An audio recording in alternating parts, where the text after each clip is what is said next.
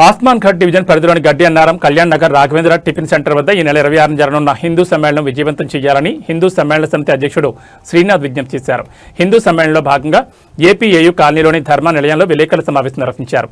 ఈ సందర్భంగా వారు మాట్లాడుతూ ఆర్ఎస్ఎస్ శతాబ్ది ఉత్సవాల్లో భాగంగా దేశమంతటా హిందూ సమ్మేళనం కొనసాగుతున్న నేపథ్యంలో ఈ నెల 26న సాయంత్రం రాఘవేంద్ర టిఫిన్స్ వద్ద సభ ఉంటుందని తెలిపారు. హిందూ బంధువులు అధిక సంఖ్యలో పాల్గొని హిందూ సంఘటిత శక్తిని చాటాలని పిలుపునిచ్చారు. కార్యక్రమంలో మడిగల విజయభాస్కర్ రెడ్డి, లెంగాల హరిగౌడ్, పటాలి నవీన్ కుమార్, శ్యామ్ గౌడ్, శ్రీధర్, నారాయణమూర్తి, చక్రధర్ తదితరులు పాల్గొన్నారు.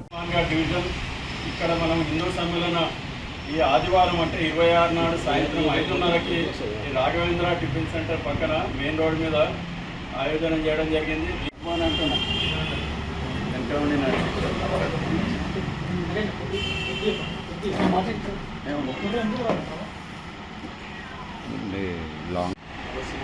ఈరోజు మనకి రాబోయే 26 ఏప్రిల్ సాయంత్రం 5:30కి ఆస్మాన్ ఘట్ డివిజన్ అంటే తిరుమల బస్తీ, గడ్డనరం, ఏపీఐ కాలనీ మిగతా ఇందులో మన దేశం మొత్తంలో జరుగుతున్న హిందూ సమ్మేళనం భాగంగా ఇక్కడ కూడా మనకి ఆదివారం కార్యక్రమం ఆయోజన చేయడం జరిగింది. ఈ కార్యక్రమానికి అప్పాల ప్రసాద్జీ ముఖ్య. మనకి ఈ పార్టీ ఆ పార్టీ ఇది ఎలక్షన్ కాదు, అందరూ కూడా అన్ని పార్టీలు కూడా భాగస్వామ్యం కావాల్సిందిగా మేము కోరుతున్నాము.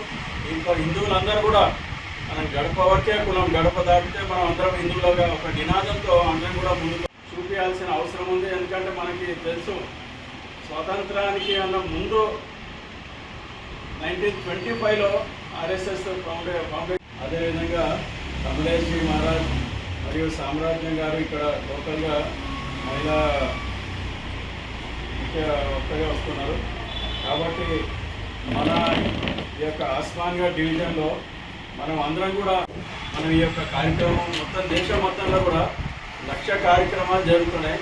అందులో భాగంగా మన ఈ స్థానికంగా మన ఏరియాలో మనము ఆదివారం జరుపుకుంటున్నాం. కాబట్టి హిందువుల కులాలకు అతీత ఈరోజు మనం ఇక్కడ 26 నాడు జరగబోయే హిందూ సమ్మేళనం గురించి సమావేశం అవ్వడం జరిగింది.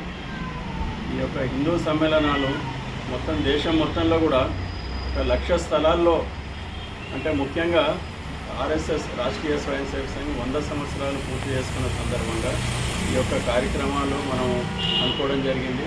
అదేవిధంగా మన ఆస్మాన్ ఘట్ అంటే తిరుమల బస్తీ మరియు 18 కాలనీలు, ఏపీఐ కాలనీ కానివ్వండి, కళ్యాణ్ నగర్ కాలనీ కానీ ఇవన్నీ కాలనీస్ 18 కాలనీలు మరియు బస్తీలు ఇవన్నీ కూడా మనం ఇక్కడ ఆదివారం రోజు మన యొక్క హిందువుల యొక్క సంఘటిత శక్తిని నిరూపించడానికని మనం అందరం కూడా ఒకదాటిగా రావాల్సిందిగా కోరుతున్నాము. అదేవిధంగా ఈ యొక్క కార్యక్రమంలో ముఖ్య వక్తగా శ్రీ అప్పాల ప్రసాద్జీ గారు వస్తున్నారు. అదేవిధంగా కమలేశ్జీ మహారాజ్ గారు వస్తున్నారు.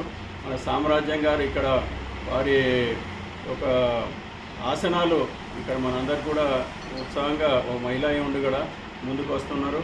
వారి యొక్క కార్యక్రమాన్ని వారి యొక్క వినేదానికి మీరు అందరూ కూడా రావాల్సిందిగా కోరుతున్నాం. అదేవిధంగా ఇదొక శక్తిగా అంటే రాబోయే తరానికి మనం హిందువులందరం కూడా ఒకే తాటిగా మనం ఉండి నడుస్తామన్న ఉద్దేశంతో మనం ఇక్కడ కలవడం జరిగింది. ఇక్కడ కులాలకు అతీతంగా మరియు వర్గాలకు అతీతంగా ఇది ఒక సంఘటిత శక్తిగా మనం నిరూపించవలసి ఉంది. అంటే చాలా మటుకు పొలిటికల్గా అప్లికేషన్ వేరే వేరే ఉన్నా కూడా సంఘం అనేసరికి అందరూ కూడా ముందుకు వస్తారు. కాబట్టి ఇది మనకి ఇక్కడ పొలిటికల్ వీళ్ళు ఉన్నారు వాళ్ళు ఉన్నారు అదేం కూడా లేదు.